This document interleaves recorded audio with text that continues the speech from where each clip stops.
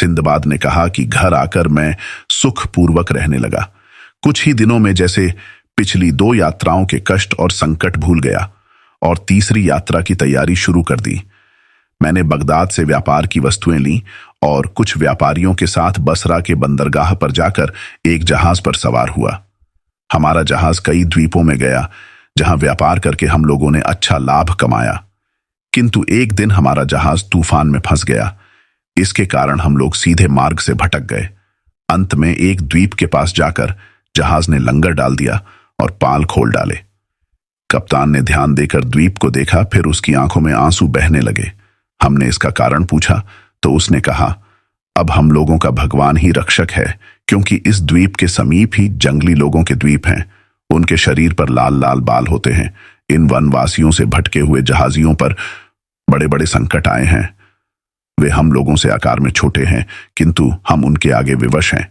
यदि उनमें से एक भी हमारे हाथ से मारा जाए तो वे हमें चींटियों की तरह चारों ओर से घेर लेंगे और हमारा सफाया कर देंगे।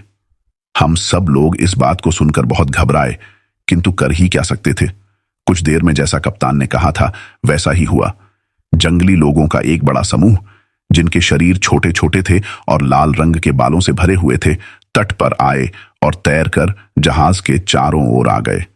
वे अपनी भाषा में कुछ कहने लगे, किंतु वह हमारी समझ में नहीं आया। वे बंदरों की तरह आसानी से जहाज पर चढ़ आए। उन्होंने पालों को लपेट दिया और लंगर की रस्सी काटकर जहाज को किनारे पर खींच लाए। उन्होंने हमें जहाज से उतार लिया और घसीटते हुए अपने द्वीप में ले गए। उस द्वीप के निकट कोई जहाज उनके डर से नहीं आता था, किंतु हमारी तो मौत ही हमें घसीट लाई थी। उन्होंने हमें एक घर के अंदर बंद कर दिया। हमने देखा कि आंगन में मनुष्यों की हड्डियों का एक ढेर जमा है और बहुत सी मोटी लोहे की छड़ें रखी हैं। हम यह देखकर भय के कारण अचेत हो गए। बहुत देर के बाद हमें होश आया तो हम अपनी दशा को विचार कर रोने लगे।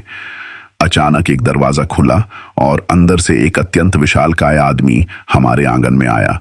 उसका शरीर ताड़ की तरह था और मुंह घोड़े की तरह। उसके केवल एक ही आंख थी जो माथे के बीच में थी और अंगारे की तरह दहक रही थी। उसके दांत बहुत बड़े और नुकीले थे और उसके मुख से बाहर निकले हुए थे। उसका निचला होंठ इतना बड़ा था कि उसकी छाती तक लटकता था। उसके कान हाथी जैसे थे और उसके कंधों को ढंके हुए थे और उसके नाखून बड़े कड़े और घुमावदार थे, जैसे शिकारी जानवरों के होते हैं। हम सब उस राक्षस को देखकर एक बार फिर गश खा गए।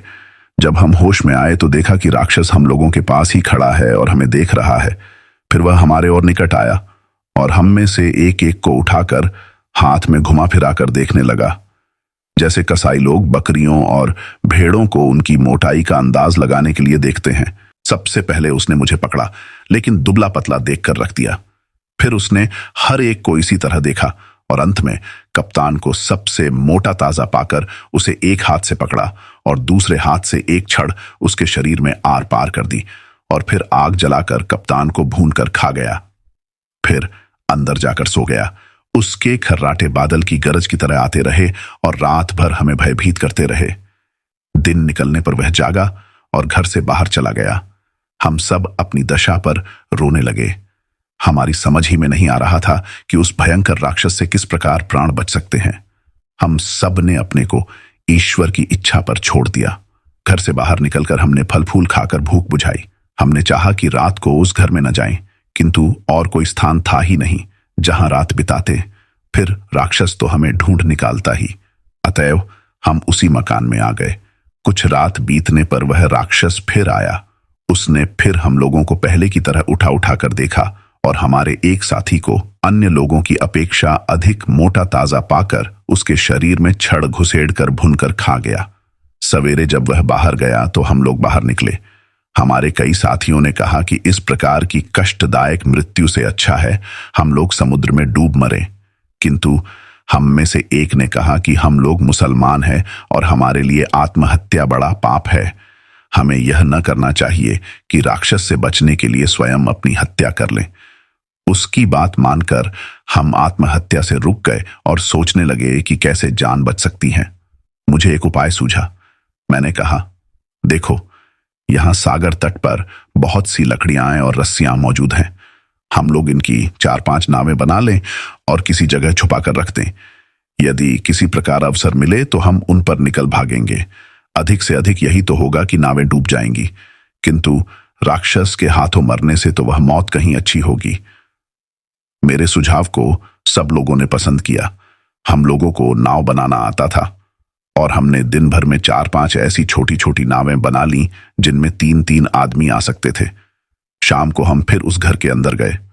राक्षस ने हर रोज की तरह हम लोगों को उठा उठा कर देखा और एक हृष्टपुष्ट व्यक्ति को सलाख में भेद कर भून दिया और खा गया।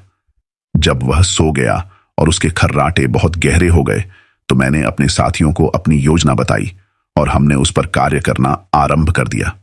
वहां कई सलाखें पड़ी हुई थीं और आग अभी तक खूब जल रही थी। मैंने और 9 अन्य होशियार और साहसी लोगों ने एक एक सलाख को आग में लाल कर दिया। फिर उस राक्षस की आंख में हम सभी ने उन सलाखों को घुसेड़ दिया, जिससे वह बिल्कुल अंधा हो गया। उसने अपने हाथ इधर उधर मारने शुरू किए। हम लोग उससे बचकर कोनों में जा छुपे। अगर वह किसी को पा जाता तो कच्चा ही खा जाता। फिर वह चिंघाड़ता हुआ घर के बाहर भाग गया और हम लोग समुद्र के तट पर आकर उन नावों पर चढ़ गए जिन्हें हमने पहले से बना रखा था। हम चाहते थे कि सवेरा होने पर यात्रा आरंभ करें। तभी हमने देखा कि 2 राक्षस उस राक्षस के हाथ पकड़े अपने बीच में लिए आते हैं जिसे हमने अंधा किया था। अन्य कई राक्षस भी उनके पीछे दौड़े आते थे। हमने उन्हें देखते ही नावें समुद्र में डाल दी और तेजी से उन्हें खेने लगे।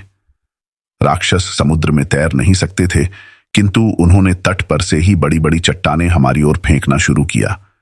केवल एक नाव को छोड़कर, जिस पर मैं और मेरे 2 साथी बैठे थे, सारी नावें राक्षसों की फेंकी चट्टानों से डूब गईं। हम अपनी नाव को तेजी से खेकर इतनी दूर आ गए जहां पर उनकी चट्टानें आ नहीं सकती थीं, किंतु खुले समुद्र में आकर भी हमें चैन न मिला। तेज हवा हमारी छोटी सी नाव को तिनके की तरह पानी पर उछालने लगी। 24 घंटे हम इसी दशा में रहे। फिर हमारी नाव एक द्वीप में पहुंच गई। हम लोग प्रसन्नतापूर्वक उस द्वीप पर उतरे और तट पर लगे पेड़ों से पेट भर फल खाने के बाद हमारे शरीरों में कुछ शक्ति आई। रात को हम लोग समुद्र के तट ही पर सो रहे। अचानक एक जोर की सरसराहट से नींद खुली तो मैंने देखा कि एक सांप जो नारियल के पेड़ जितना लंबा था, हमारे एक साथी को खाए जाता है। उसने पहले हमारे साथी के शरीर को चारों ओर से कस कर तोड़ डाला, फिर उसे निगल गया। कुछ देर में सांप ने उसकी हड्डियां उगल दी और चला गया। हम 2 बचे हुए आदमियों ने बड़े दुख और चिंता में रात बिताई। कितनी मुश्किलों से राक्षस से छूटे थे तो ये मुसीबत आ गई जिससे छुटकारा ही नहीं दिखाई देता था। दिन में हमने फल खाकर गुजारा किया। शाम तक हमने अपने बचने के लिए एक पेड़ खोज लिया था और रात होते ही उस पर चढ़ गए। मैं तो वृक्ष पर काफी ऊंचे पहुंच गया था, किंतु मेरा साथी उतने ऊंचे न जा सका और नीचे की एक मोटी डाल पर लेट गया। सांप फिर रात को आया। पेड़ की जड़ पर पहुंचकर उसने अपना शरीर ऊंचा किया और मेरे साथी को पकड़कर खा गया और फिर वहां से चला गया। मैं सारी रात भय से अधमरा सा रहा। सूर्योदय होने पर मैं पेड़ से उतरा और फिर कुछ फल आदि खाकर पेट भरा। मुझे विश्वास था कि आज मैं अवश्य ही उस सांप का ग्रास बनूंगा, क्योंकि उसने मुझे देख तो लिया ही है। मैंने काफी सोच विचार के बाद यह तरकीब निकाली कि पेड़ के चारों ओर ढेर सारी कंटीली झाड़ियां रख दी और ऊपर भी कांटों की ऐसी ओट कर ली कि किसी को दिखाई ना दूं। रात को सांप आया। वह झाड़ियों के कारण पेड़ की जड़ तक न पहुंच पाया, किंतु सारी रात घात लगाकर बैठा रहा। सवेरे वह चला गया। मैं रातों की जगई और जान के डर और रात भर सांप की फूंफकार सुनने से इतना अशक्त और निराश हो गया था कि सोचने लगा कि ऐसे जीने से तो समुद्र में डूब जाना अच्छा है। इसी इरादे से समुद्र तट पर गया, किंतु सौभाग्यवश किनारे कुछ ही दूर पर एक जहाज दिखाई दिया। मैंने चिल्लाकर आवाज देना और पगड़ी को हवा में हिलाना शुरू किया। जहाज के लोगों ने मुझे देखा और कप्तान ने एक नाव भेजकर मुझे जहाज पर चढ़ा लिया। फिर लोग मुझसे पूछने लगे कि मैं उस द्वीप में कैसे पहुंचा। एक बूढ़े आदमी ने कहा कि मुझे आश्चर्य है कि तुम जीवित किस तरह बचे हो। मैंने तो सुना है कि इन द्वीपों में नरभक्षी राक्षस रहते हैं जो आदमियों को भूनकर खाते हैं। इसके अलावा यहाँ विशालकाय सर्प भी हैं जो दिन में गुफाओं में सोते रहते हैं और रात में शिकार के लिए निकलते हैं और कोई आदमी पाते हैं तो उसे निगल जाते हैं। मैं उनकी बातों का उत्तर न दे सका क्योंकि भूख और जगाई के कारण निढाल हो रहा था। उन्होंने मुझे भोजन कराया और चूंकि मेरे वस्त्र तार तार हो रहे थे इसलिए एक जोड़ा कपड़ा भी मुझे दिया। फिर मैंने विस्तार पूर्वक अपनी विपत्तियों का वर्णन किया और बताया कि किस प्रकार राक्षस और सांप से बचा। सबने कहा कि तुम पर भगवान की बड़ी कृपा है जिससे तुम जीवित बच रहे। हम लोगों का जहाज सिलहट द्वीप में पहुंचा जहां चंदन होता है जो बहुत सी दवाओं में डाला जाता है। जहाज ने वहां लंगर डाला और व्यापारी गण अपना सामान लेकर द्वीप पर क्रय विक्रय करने के लिए उतर गए। कप्तान ने मुझसे कहा, भाई तुम बगदाद के निवासी हो, वहां के एक व्यापारी का बहुत सा माल बहुत दिनों से मेरे जहाज पर पड़ा है। तुम उसकी गठरियां ले जाकर उसके स्त्री बच्चों को दे देना। मैं चिट्ठी लिख दूंगा तो वे लोग तुम्हारी लदान की मजदूरी दे देंगे।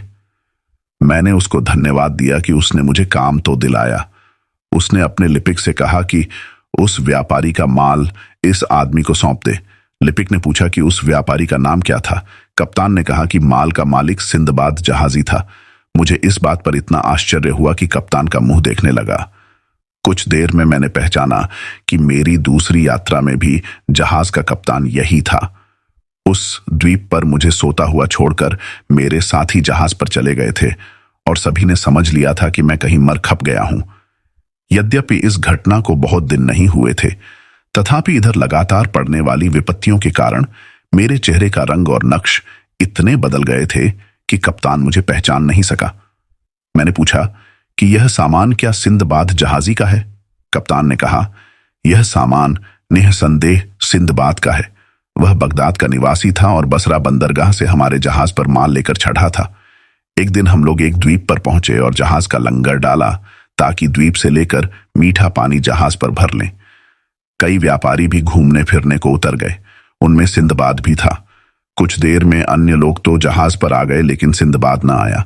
मैंने 4 घड़ी तक उसकी राह देखी, किंतु जब हवा अनुकूल देखी तो मैंने पाल खोल दिए और जहाज को आगे बढ़ा दिया। मैंने पूछा कि तुम्हें क्या पूरा विश्वास है कि सिंदबाद मर गया है? कप्तान ने कहा कि मुझे इसमें कोई संदेह नहीं है कि सिंदबाद अब दुनिया में नहीं है। मैंने उससे कहा, तुम मुझे पूरे ध्यान से देखो और पहचानो कि मैं ही सिंदबाद हूं कि नहीं। हुआ यह था कि द्वीप पर उतरकर मैं एक स्रोत के निकट खा पीकर गहरी नींद सो गया था। मेरे साथियों ने मुझे जगाया ही नहीं। शायद उन्हें यह मालूम भी न था कि मैं कहां सो रहा हूं। जब मेरी आंख खुली और मैं समुद्र तट पर पहुंचा तो देखा कि तुम्हारा जहाज दूर चला गया है। कप्तान ने यह सुनकर मुझे ध्यानपूर्वक देखा और मुझे पहचान गया। उसने मुझे गले लगाया और भगवान को धन्यवाद दिया कि मैं जीवित हूं, हालांकि मुझे मरा हुआ समझ रहा था। उसने कहा, तुम्हारे माल को भी मैंने हर जगह व्यापार में लगाया और इस पर हर सौदे में मुनाफा हुआ है। अब मैं तुम्हारे माल को तुम्हारे मुनाफे के साथ तुम्हें सौंपता हूं। यह कहकर उसने मुझे मेरी गठरियां सौंप दी और वह नगद राशि भी दे दी जो मेरे माल के व्यापार के लाभ के रूप में उसके पास थी। मुझे यह सब मिलने की कोई आशा नहीं थी और मैंने भगवान को लाख लाख धन्यवाद दिया। फिर हमारा जहाज सिलहट द्वीप से अन्य द्वीपों में गया जहां से हमने लौंग, दारचीनी आदि खरीदा। हमने दूर दूर की यात्रा की। एक जगह हमने इतने बड़े कछुए देखे जिनकी लंबाई चौड़ाई 50-50 हाथ की थी और अजीब मछलियां भी जो गाय की तरह दूध देती हैं। कछुओं का चमड़ा बहुत कड़ा होता है, उसकी ढालें बनाई जाती हैं। हमने एक और अजीब किस्म की मछलियां देखी। इसका रंग और मुंह ऊंट जैसा होता है। घूमते फिरते हमारा जहाज बसरा के बंदरगाह में आया। वहां से मैं बगदाद आ गया। मैं कुशल क्षेम से अपने घर आने पर भगवान को लाख लाख धन्यवाद दिया। इस खुशी में मैंने बहुत सा धन भिखारियों को तथा निर्धनों के सहायतार्थ दिया। इस यात्रा में मुझे इतना लाभ हुआ कि जिसकी गिनती नहीं की जा सकती। मैंने दान आदि करने के अतिरिक्त कई सुंदर भवन तथा आराम आसाइश की चीजें भी खरीदी। तीसरी, समुद्र यात्रा का वर्णन करने के बाद सिंहबाद ने हिंदबाद को 400 दीनारें दी। उससे यह भी कहा कि कल तुम फिर इसी समय आना और तब मैं तुम्हें अपनी चौथी यात्रा का हाल सुनाऊंगा। चुनांचे सिंदबाद तथा अन्य उपस्थित लोग सिंदबाद के घर से विदा हुए। दूसरे दिन निश्चित समय पर सब लोग आए और भोजनोपरांत सिंदबाद ने कहना शुरू की,